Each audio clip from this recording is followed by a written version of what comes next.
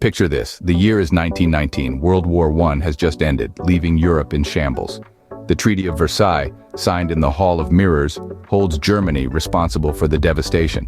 Its harsh terms impose hefty reparations, territorial losses, and military restrictions, a humiliation deeply felt by the German people. As we navigate through the 1920s and 1930s, the world is caught in a whirlwind of political and economic instability. Hyperinflation ravages Germany's economy, unemployment soars, and the once proud nation grapples with a loss of identity. Amidst this chaos, charismatic leaders with radical ideologies seize their chance. In Germany, a man named Adolf Hitler rises to power, promising to restore German pride and prosperity. Similarly, in Italy, Benito Mussolini forges a path with his National Fascist Party. As the world struggled to heal, a new threat was quietly taking shape. Germany, 1933. A charismatic speaker named Adolf Hitler becomes chancellor. The seeds of a new era are sown, an era that would shape the course of world history in ways unimaginable. Hitler's rise to power was swift and absolute. His political maneuvering, coupled with his magnetic speeches, enabled him to consolidate his power and establish a totalitarian regime. This was the birth of the Third Reich. The Third Reich was a state where the rule of law was replaced with the rule of one man. Hitler held the reins of power firmly in his hands, and the German populace was drawn into his vision of a racially pure, globally dominant Germany.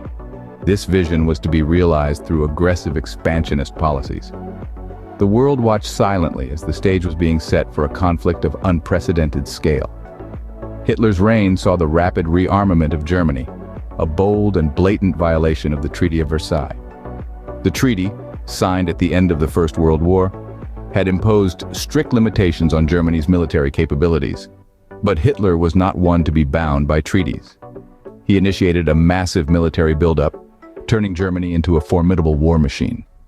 The world was on the brink, yet few could fathom the depth of the abyss that lay ahead. In this period of escalating tensions and growing military might, Hitler unveiled his plans for territorial expansion. His eyes were set on the lands to the east, rich and ripe for the taking. He envisioned a vast German empire stretching from the Rhine to the Ural Mountains, an empire where the Aryan race would reign supreme. With a revitalized, powerful Germany, Hitler had set his sights on expansion. The stage was set, the actors were ready, and the world held its breath as it teetered on the brink of the Second World War. The rise of the Third Reich was complete, and with it, the countdown to disaster had begun. 1938. Germany annexes Austria in the Anschluss, with the world watching. The year that set the stage for a global conflict of unprecedented scale. But how did we get here? Let's take a step back. In the late 30s, Europe danced on a knife's edge, with nations desperately trying to maintain peace. The Munich Agreement, signed in September 1938, is a prime example of this precarious balancing act. Leaders from Britain, France, Italy, and Germany convened, aiming to avoid war at all costs. The result? The policy of appeasement, a diplomatic strategy of making political or material concessions to an aggressive power to avoid conflict. In this case, the aggressive power was none other than Nazi Germany. The Munich Agreement permitted Germany's annexation of the Sudetenland, an area of Czechoslovakia inhabited by ethnic Germans. This might seem like a strange concession, but it was a desperate attempt to sate Hitler's territorial hunger and prevent another war. Yet the peace was short-lived. Despite the Munich Agreement, Hitler continued his expansionist agenda. In March 1939, Germany seized the rest of Czechoslovakia, blatantly defying the agreement and shocking the international community. As if this weren't enough, later that same year, an unexpected alliance was forged. The Molotov-Ribbentrop Pact, a non-aggression agreement between Germany and the Soviet Union, was signed. This pact shocked the world as these two ideologically opposed powers agreed to remain neutral if the other went to war. Secretly, they also agreed to divide Eastern Europe into spheres of influence. In retrospect, it's clear that these events were not random acts of aggression, but calculated steps on the road to war. From the annexation of Austria to the non-aggression pact with the Soviet Union, each move was a piece in Hitler's global chess game. With Europe on the brink, a single spark could set the world aflame. But what was that spark, and how did it ignite the world into the inferno of World War II? Stay tuned as we delve deeper into this riveting chapter of history.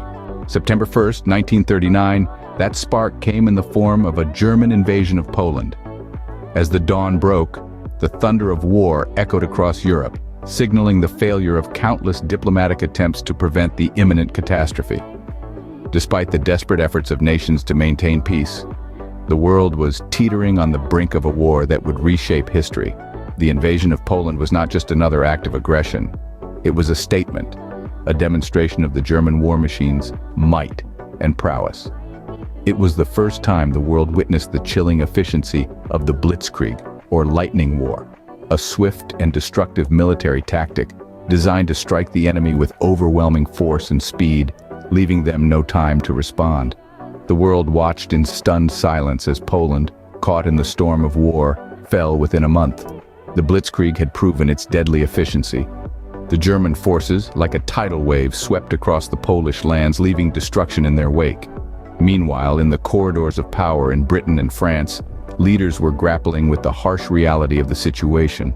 The invasion of Poland was a direct violation of the Munich Agreement, an act of defiance that could not be overlooked. On September 3, 1939, just 2 days after the invasion, Britain and France declared war on Germany, marking their entrance into what would become the Second World War. Despite the declaration of war, the Allies were not prepared for the speed and ferocity of the German advance.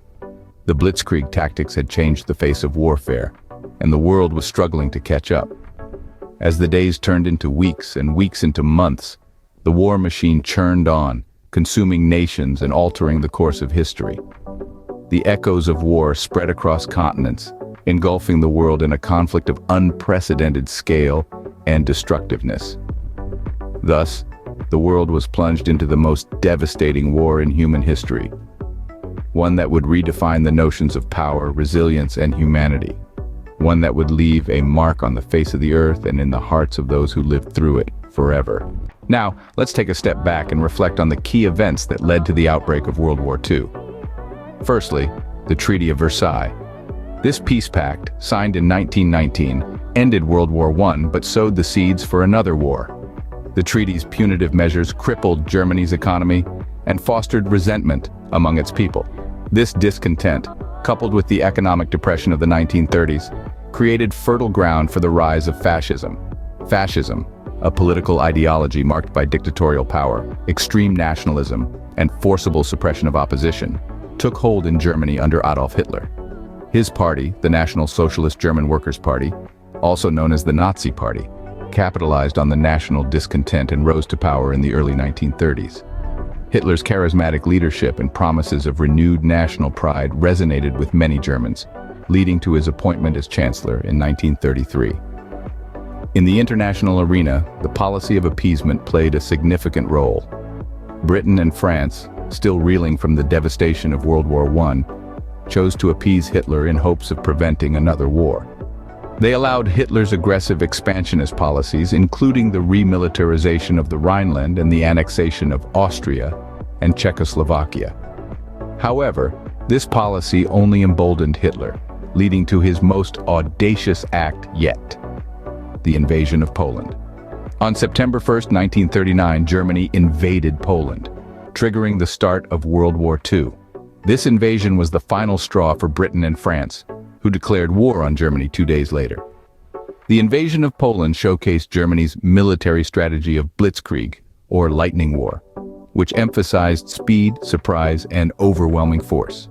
These events, the Treaty of Versailles, the rise of fascism, the policy of appeasement, and the invasion of Poland, interplayed and culminated in the outbreak of World War II. Each event was a piece of a complex puzzle that, when put together, painted a picture of a world on the brink of war. And so World War II began, a war that would redefine our understanding of conflict and humanity. These events remind us of the cost of appeasement and the dangers of unchecked aggression. As we journey through the annals of time, we're confronted with the chilling reality of World War II, a stark reminder of the catastrophic consequences when diplomacy fails and power goes unregulated. This war, ignited by a spark of ambition and fueled by a failure to quell mounting hostility, serves as a timeless lesson. The mistakes of the past are not only a testament to human folly, but also a guidepost for the future. Echoes of these events still resonate in our world today, underscoring the importance of vigilance, the pursuit of peace, and the value of unity. The start of World War II is not just a chapter in our history books. It's a cautionary tale of global proportions. It's a story that implores us to learn, to remember, and to ensure that we never tread down the same path again. May we never forget the lessons of history. For those who do, are doomed to repeat them. 2.